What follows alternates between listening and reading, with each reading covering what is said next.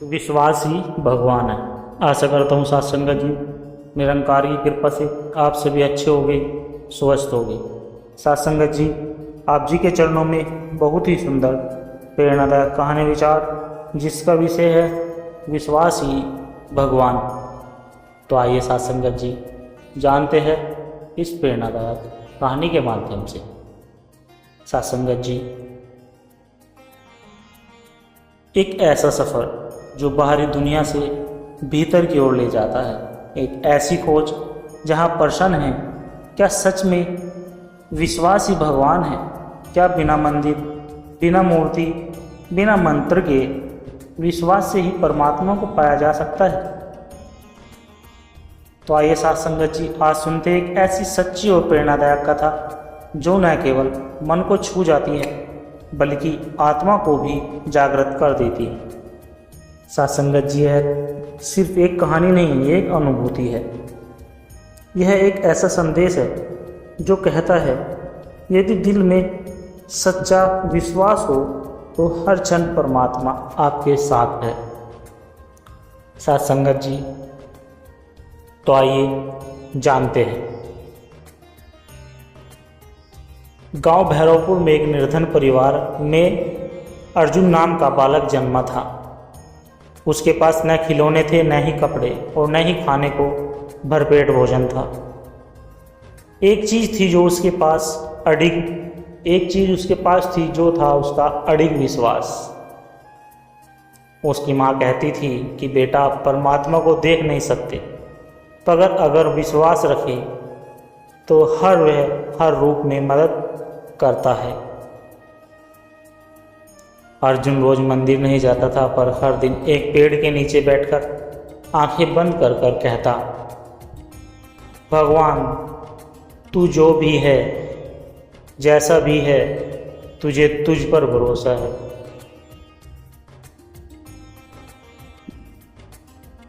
गांव के लोग मजाक उड़ाते, ये क्या करेगा, भगवान को पुकार कर खाएगा? पर अर्जुन मुस्कुराकर कह देता, जिसने मुझे जीवन दिया है वही जीवन का सहारा बनेगा। अर्जुन का पिता बीमार हो गया।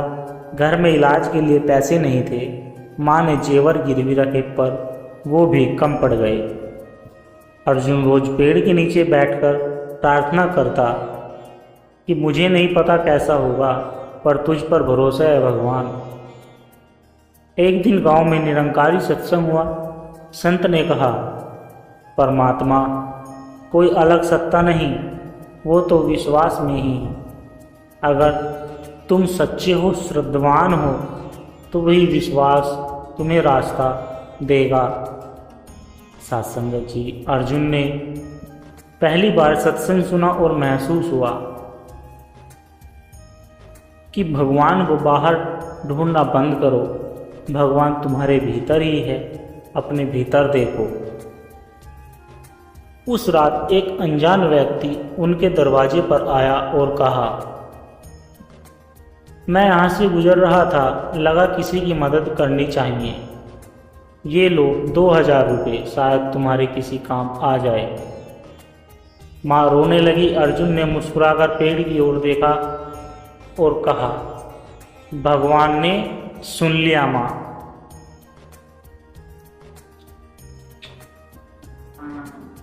अर्जुन ने पढ़ाई में कड़ा परिश्रम शुरू किया। उसके पास किताबें नहीं थी, तो गांव में लाइब्रेरी में पुराने अखबार और पत्रिकाओं से ज्ञान लेने लगा। हर रात सत्संग की रिकॉर्डिंग सुनता, मन को शांत करता। उसने लिखा, जिसे दुनिया नामुमकिन कहती है, वो तो परमात्मा के लिए सब आसान है, बशर्ते हमारा विश्वास डगमगाए नहीं। कुछ साल बाद अर्जुन ने इंटर पास किया और गांव से शहर पढ़ाई के लिए निकल गया। वहाँ उसे भूख, गरीबी, तिरस्कार सब कुछ झेलना पड़ा, पर उसने हर परिस्थिति में यही कहा, मुझे नहीं पता कैसे होगा, पर तू है ना भगवान। एक दिन अर्जुन को भयंकर बुखार आया। न पास में कोई था, न दवाई के लिए पैसे थे, पर एक साथी जो निरंकारी युवक था उसने उसे देख लिया और बोला, भाई तू हर रात भगवान का शुक्रिया अदा करता है, अब भी वही कर। अर्जुन ने दर्द में भी आंखें बंद की और कहा, मुझे तुझ पर भरोसा है मेरे मालिक, चाहे जो हो जाए। सुबह उसकी हालत सुधरने लगी। धीरे धीरे वह फिर स्वस्थ हुआ, पढ़ाई पूरी की, नौकरी मिली और जीवन स्थिर हो गया। अब वो हर सत्संग में जाकर कहता, मैंने भगवान को कभी देखा नहीं, पर विश्वास के रूप में उन्हें हर जगह पाया है। अब अर्जुन गांव लौटता है, गरीब बच्चों को पढ़ाता, बीमारों की सेवा करता और सबसे यही कहता कि अगर किसी को भगवान चाहिए तो पहले अपने भीतर देखो, विश्वास को पकड़ो, भगवान मिल जाएगी। एक दिन एक बच्चा उससे पूछता है कि अर्जुन भैया, क्या भगवान सच में होते हैं? अर्जुन ने मुस्कुराकर कहा, हाँ बिल्कुल होते हैं। हर उस दिल में जहाँ विश्वास होता है वहाँ खुद भगवान रहते हैं। सत्संग जी, इस कहानी ने हमें एक बात सिखाई कि परमात्मा को जानना, महसूस करना, पाना किसी विशेष स्थान, विशेष समय या विशेष विधि से नहीं होता, बल्कि एक सच्चे अड़िग विश्वास से होता है। जब हम हर हाल में विश्वास बनाए रखते हैं तब भगवान हमारे साथ चलते हैं। तो आइए साथ संगत जी, हर जीवन की हर परिस्थिति में कहे कि मुझे नहीं पता कैसे होगा, लेकिन तू है ना मेरे साथ मेरे मालिक। और यही है विश्वास ही भगवान।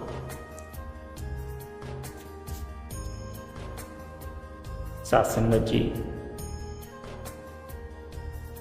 उत्तर भारत के एक छोटे से कस्बे नौगांव में एक विधवा महिला अपने 8 वर्ष के बेटे विवेक के साथ रहती थी। उस महिला का नाम सुधा था।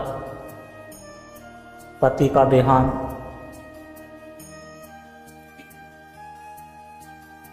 उसके पति का देहांत एक सड़क दुर्घटना में हो गया था और उसके पास सुधा के जीवन में मानो अंधकार सा छा गया था। कोई सहारा नहीं, कोई रिश्ता नहीं, बस एक बच्चा उसके पास था और वो भी दिन रात भूखा और भविष्य की चिंता में डूबा। लेकिन सुधा के पास एक चीज थी जो सबके पास नहीं थी और वह था परमात्मा पर अटूट विश्वास। अक्सर वह कहती कि दुनिया मुझे छोड़ सकती है, लेकिन मेरा मालिक मुझे नहीं छोड़ सकता, मेरा निरंकार मुझे कभी अकेला नहीं छोड़ेगा। सत्संग जी,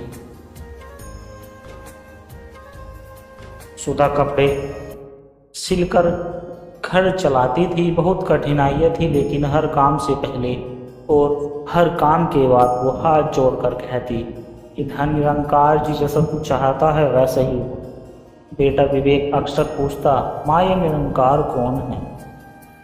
सुधा मुस्कुरा कर कह देती कि बेटा वो निरंकार है जो हर जगह होता है, जिसे हम देख नहीं सकते पर जो हमें हर पल देख रहा है। जब तू डरे, परेशान हो, अकेला हो तो बस आंखें बंद कर और उसे याद कर। विवेक को माँ पर भरोसा था और धीरे धीरे उसे भी इस अदृश्य शक्ति पर विश्वास होने लगा। एक दिन कस्बे में बाढ़ आ गई, सब कुछ पानी में बह गया। सुधा का घर, सिलाई मशीन, कपड़े सब कुछ नष्ट हो गए। अब खाने तक को कुछ नहीं बचा था। माँ बेटा मंदिर की सीढ़ियों पर बैठ गए। चारों तरफ निराश लोग अपने अपने कामों में व्यस्त थे, लेकिन सुधा की आंखों में आंसू नहीं थे, बस विश्वास था। उसने बेटे का हाथ पकड़ा और कहा, हमारा सब कुछ गया पर मालिक नहीं गया। अभी कुछ होगा बेटा, अभी भी कुछ होगा बेटा, अभी मदद आएगी, वो देख रहा है। साथ संगत जी, हमारा सब कुछ गया पर मालिक नहीं गया। उसी क्षण एक बुजुर्ग संत वहाँ से गुजर रहे थे। उन्होंने सुधा को पहचान लिया क्योंकि अक्सर वह सत्संग में आया करती थी। उन्होंने तुरंत सहायता का हाथ बढ़ाया, कुछ भोजन, कपड़े और अपने आश्रम में एक कमरा दे दिया।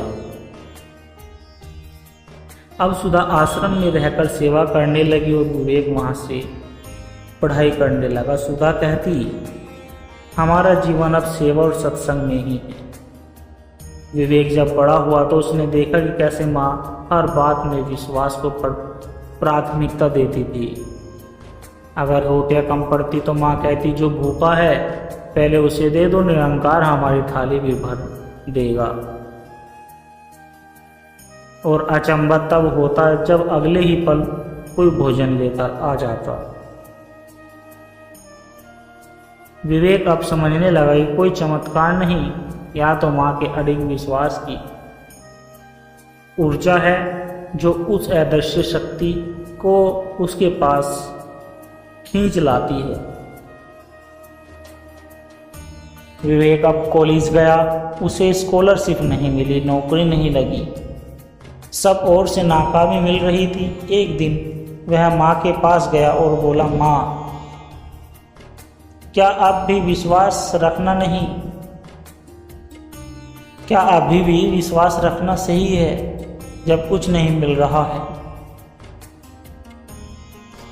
सुधा ने उसका सिर अपनी गोद में रखा और बोली, बेटा, भगवान कोई सौदा नहीं करता। वह हमें केवल वही देता है जो हमारे लिए सबसे अच्छा होता है।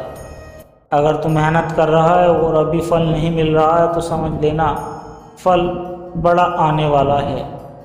तू अपने विश्वास को कभी मत छोड़ना, क्योंकि वही असली भगवान है। सत्संग जी, कुछ महीनों के बाद विवेक को एक विदेशी एनजीओ में रिसर्च जॉब मिल गई। वह दुनिया घूमने लगा और हर जगह अपनी माँ के विश्वास की बात करता। उसने पहली बार तनख्वाह से एक छोटी निरंकारी पुस्तक काल्य भी बनवाई, वो भी अपने गांव में। और जब लोगों ने उसकी यह सफलता का राज पूछा तो उसने सिर्फ एक ही बात की कि न कोई मंत्र, न कोई विशेष पूजा, सिर्फ माँ से सीखा विश्वास ही भगवान है। जब कोई भी साथ नहीं देता तो हमारे भीतर से आवाज़ आती है, मैं हूँ ना तेरे साथ, डटे रहो। सासंगत जी, सुधा अंतिम समय में थी। विवेक उसके पास बैठा था। माँ ने मुस्कुराते हुए कहा, मुझे तुझ पर विश्वास है और उस पर भी जिसने तुझे इस रास्ते पर चलाया। वो चुपचाप विदा हो गई पर विश्वास छोड़ गई। अब विवेक अपने जीवन में हर कठिनाइयों का उत्तर एक ही पंक्ति से देते, और वह पंक्ति थी कि जो विश्वास रखता है उसके पास भगवान खुद चल कर आते हैं। सत्संग जी, ईशान बचपन से ही कुछ अलग सोचता था। जब उसके दोस्त पतंग, खिलौने और खेलों में मस्त रहते थे, वो आकाश की ओर देखता और पूछता, जो तारे वहाँ हैं क्या वे सब प्रभु का ही रूप है?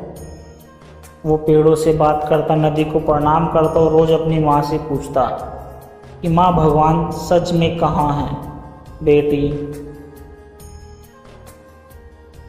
माँ, भगवान सच में कहाँ हैं? बेटी माँ मुस्कुराकर कहती, भगवान तो वही है जहाँ तेरा मन शांत हो जाए। सत्संगत जी, एक दिन गांव में एक साधु आए। उनका चेहरा शांत, वाणी कोमल और आंखों में गहराई थी। शान ने साहस कर पूछा कि आप भगवान हो जानते हैं? आप भगवान को जानते हैं? सुधा बोली,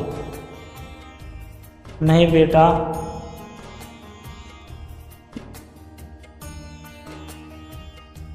बेटा, मैंने उन्हें देखा नहीं, पर जब से विश्वास किया तब से वो मुझे हर चीज में दिखने लगे हैं। साथ संगत जी शाम को यह दिशा मिल गई। वो साधु के चरणों में बैठ गया और साधु ने उसे अपना पहला मंत्र दिया कि स्वयं को जानो,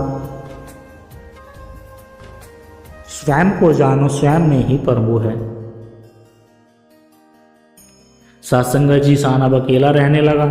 उसने खेलना छोड़ दिया, दोस्तों से दूरी बना ली। हर सुबह ब्रह्म मुहूर्त में उठकर नदी किनारे ध्यान करता और धीरे धीरे उसे एक नया अपडेट होने लगा। वो कहता, अब मुझे फूल में भी ईश्वर का रूप देखना है। सत्संग जी,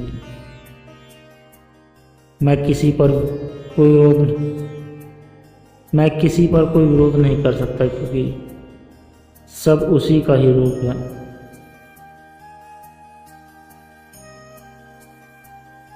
सत्संगत जी,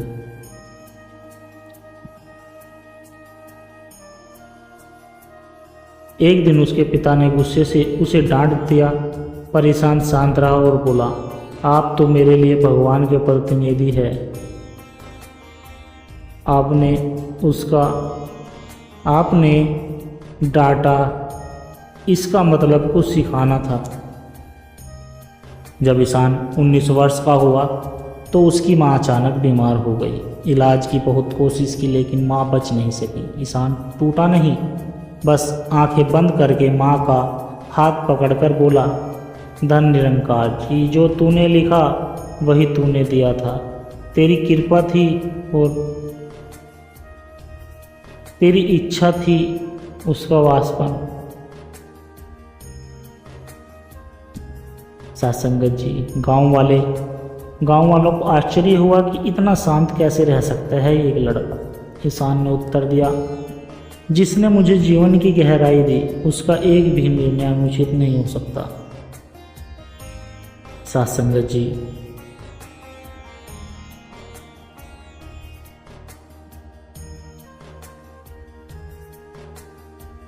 अब वो हर दिन गांव में सत्संग कराता, लोगों को प्रेम, क्षमा और विश्वास का मार्ग सिखाता था। एक दिन ध्यान में बैठा ईशान गहरे समाधि में चला गया। उसने अनुभव किया कि कोई उसके भीतर से बोल रहा है, मैं तेरे भीतर हूँ, तेरे आसपास हूँ। सत्संगत जी, तेरे श्वास में हूँ। वो अचानक उठा और रोने लगा, लेकिन ये आंसू दुख के नहीं थे, ये आंसू आनंद के थे।